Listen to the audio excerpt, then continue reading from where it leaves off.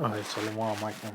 First and foremost, I want to give all praise, honor, and glory to Yahweh, Ba'asham, Yahushai, Ba'asham, Rakha, Kodash. I'd like to give double honors to the apostles and elders of Great Millstone. I'd like to say Shalom to the elect that teaches His word in all true faith and sincerity. And today, I just want to tie this lesson. There is a penalty for trusting in the so-called white man. In today's time, in the time we're in now, we're in a time where a sense of urgency have to be there. You know, this man is about to come down with great wrath, seeing more draconian laws being passed. The line is being drawn in the sand. And it's gonna get to the point, we all gonna be presented one way form or fashion, to continue in this system, either by the way of that thing, you know, that might just be the first part, and then that thing is coming, but there will be a penalty if you trust what this man presented. And what's the penalty? Ultimately, it's death, man. At the end of the day, matter of fact, we'll start off this in the book of Isaiah, chapter 30. And I start at 1. It said, "Woe to the rebellious children, saith the Lord, that take counsel, but not of me." See? And that's what 2/3 of our people have done. They take counsel, but not of Yahweh Shema Shai. And they say they go to a pastor or a preacher.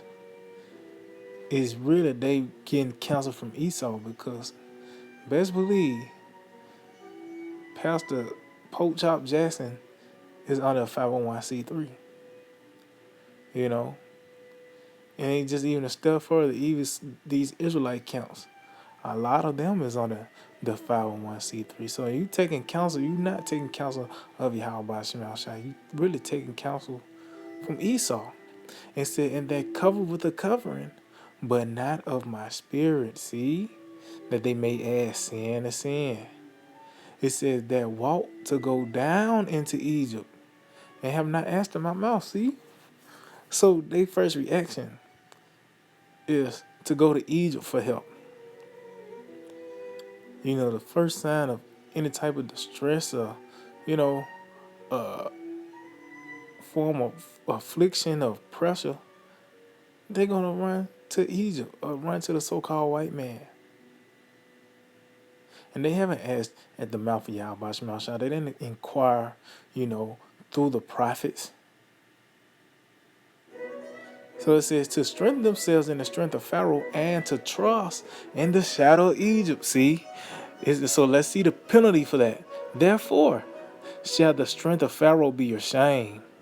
See, when that money crash, see, that's going to be the shame of all these people that trusted in America. And you ain't got to have an American flag flying out your door to be an American on the inside and out. If you got a 10-year plan, if you got certain goals you got to accomplish, but America still got to be here, you an American, man. You trust in Egypt, So this is the penalty. It said, "Therefore shall the strength of Pharaoh be your shame, and the trust in the shadow of Egypt your confusion." See? That's why it tells you one of the things that's going to come upon the planet Earth is the stress of nations with perplexity, man. So these people are going to be perplexed. They're going to be puzzled, confused when all hell break loose. Because they trust in the so-called white man. This man packaged this idea to them that somehow, some way, they're going to, it's already programming these people's mind that they going to die.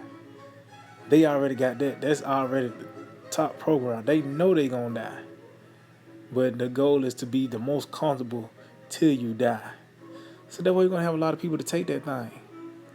And the thing. Why? So they can continue to eat. To continue to go to ball games and, which is going to get to the point just your very livelihood is going to be compromised. You not going to the store. You not able to have access to water and food. And a lot of niggas gonna bite on it, man. But it is the penalty for it. Is a penalty for trusting in the so-called white man. He's not known as the serpent for nothing. See, you don't think you finna pick up a snake and not get bit, man. You know? Matter of fact, I'm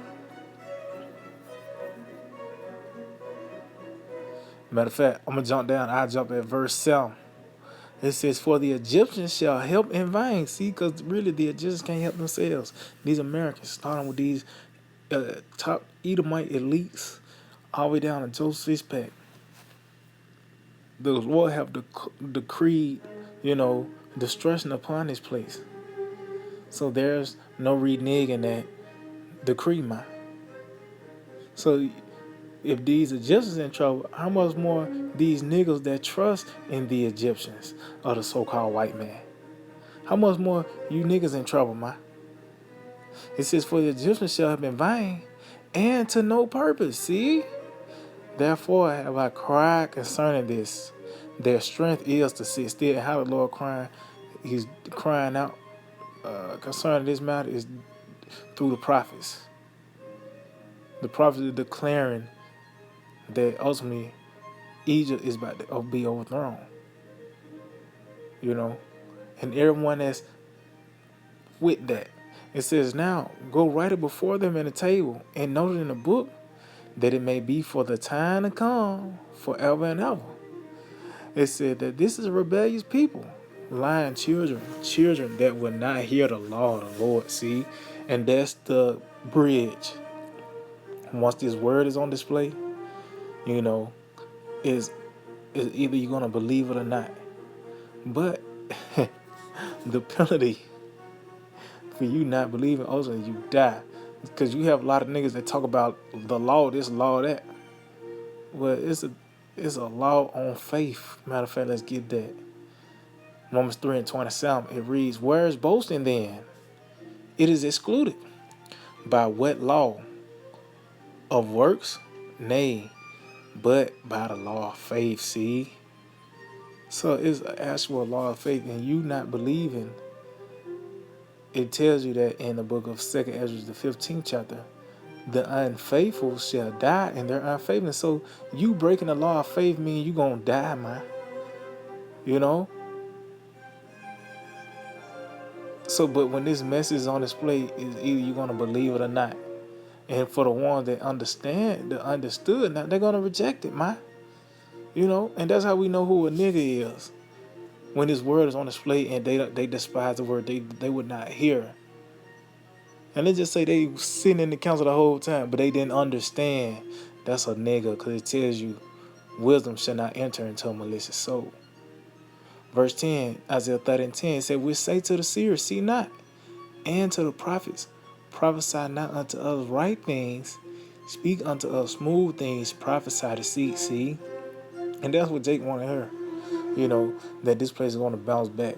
That somehow, some way, you want the prophets to talk about to prophesy LeBron gonna get another ring. No, man. We prophesy the end of these things. The end of this Babylonian experiment, the end of the so-called white man and his reign of terror, the end of homos, the end of leggings and triple cheeseburgers, just from the least to the greatest, man, all the way down to stoplights and shit. All that's about to be gone, man, and it's gonna be moved out the way violently through the series of plagues, all the way to the icing on the cake, those missiles in the fire from the chariot. That's the message, man. That's the message. And for all those that don't want to hear, they just sign with the so-called white man, they're gonna die, man. Matter of fact, at 10 young, it said, "Get you out of the way, turn aside out of the path, cause the Holy One of Israel to cease from before us." And Jake actually said that, with when they chose Barabbas, they actually said they don't want no king but Caesar, man. I think they were like what they said, away with him.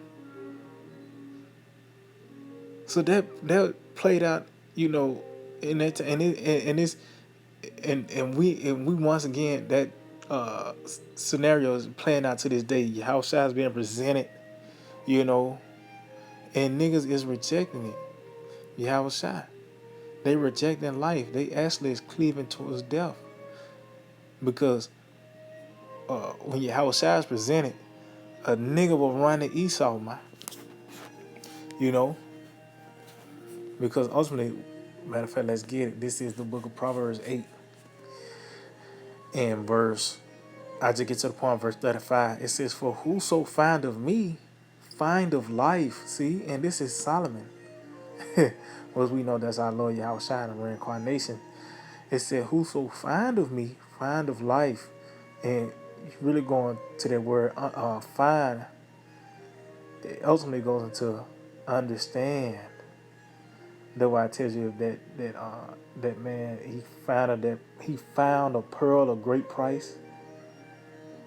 You know, which you really go into it, when you go into the blue letter, it says he that understood a parable, man.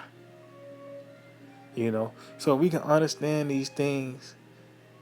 The Lord had just opened us up to life, man.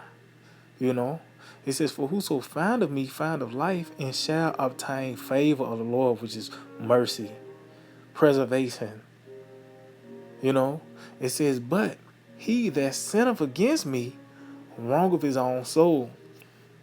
All they that hate me love death. See? So you hate Yahweh Shai, that means you love Esau, man. Ain't no in between.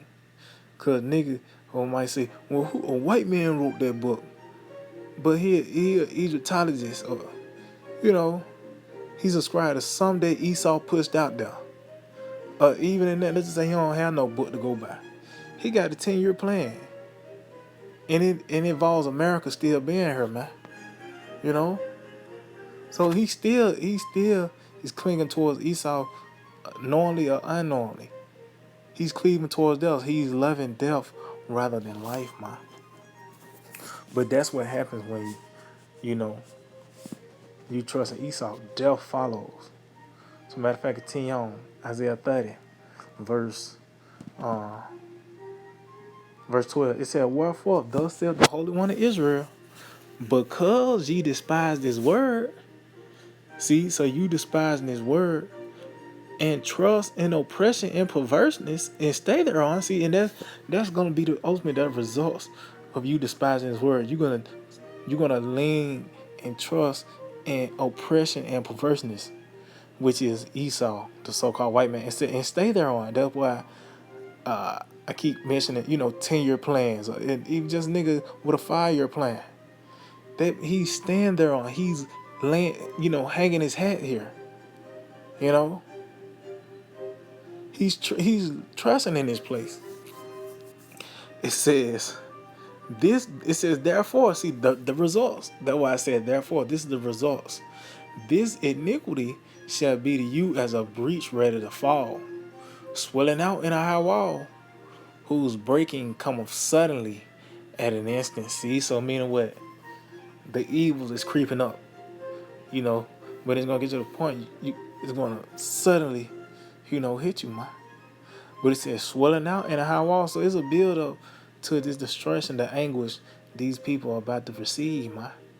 Was we in the beginning stages of it, but ultimately it says swelling out, so it's a build up, and then it's gonna get to the point of time. It ain't gonna be no more bouncing back. Just like how people will panic, when that gas shit happened, and nigga was buying, nigga had a whole pool of gas, just in case.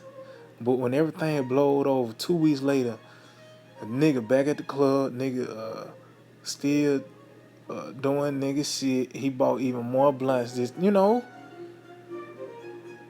So that's why the Lord is gonna get these niggas that trust in Esau. Because it's a penalty. You're not just gonna receive the goodies, the so-called goodies of this place, and not the evil. This is the book of Sirach, Ecclesiastes 13:1. He that touch a pitch shall be defiled therewith. See, so you being involved with this man, you're gonna be defiled therewith.